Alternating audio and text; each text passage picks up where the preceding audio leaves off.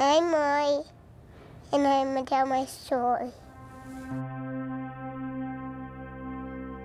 Marley, right after her second birthday, actually it was the day after, started complaining about a neck ache. And at that time we were like, okay, we took her to our pediatrician, and finally it just progressed, and we ended up bringing her here. After the MRI, Dr. Mays and Dr. Kaplan came out and took us into a room. And at that time we were thinking, okay, it's, you know, it's something. And they just proceeded to tell us that your daughter has a massive brain tumor. And I just fell to my knees. It was awful. That thought of seeing these little kids go by in a wagon with a shaved head and a scar and tubes, and us subconsciously thinking, oh my gosh, I feel so bad for that child, but thank God that it's not our child. Everything changed with the blink of an eye. When we see a tumor like this, it's among the most challenging for several reasons.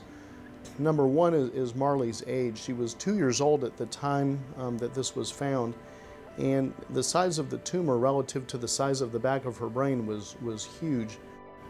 The only way to cure it is to remove the entire tumor, because if pieces are left behind, even with other forms of treatment such as chemotherapy and radiation, almost certainly it's going to continue to grow after a period of time.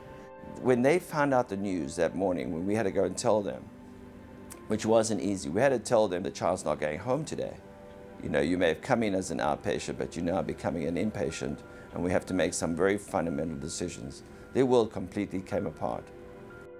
When I sent her, you know, off with the doctors, I knew that she was in the best hands. But to see your child wheeled off and not know if she's going to come back, it was really hard.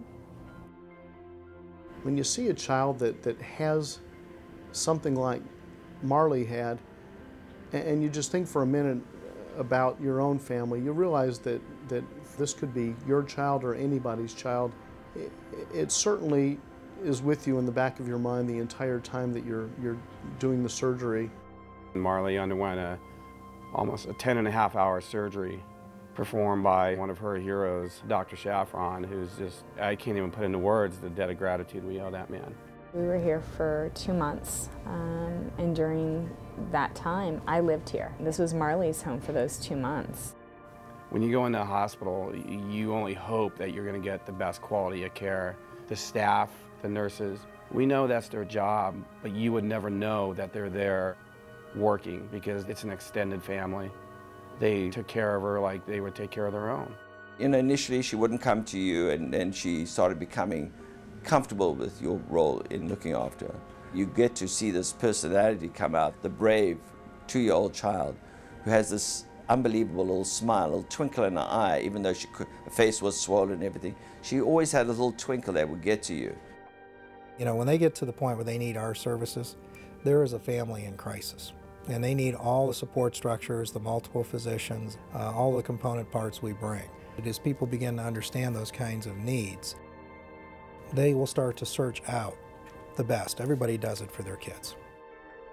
Right now, her prognosis is terrific, and if you had asked me before the surgery, the numbers I would give you were vastly different.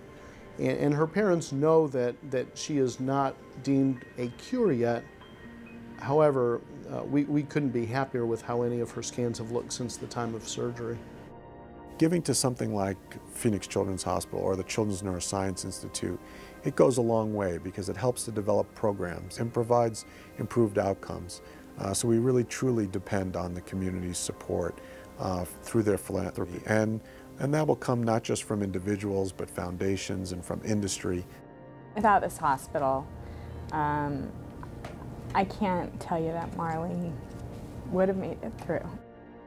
If I could trade $20, $100, $1,000 million just for her, I would probably choose her.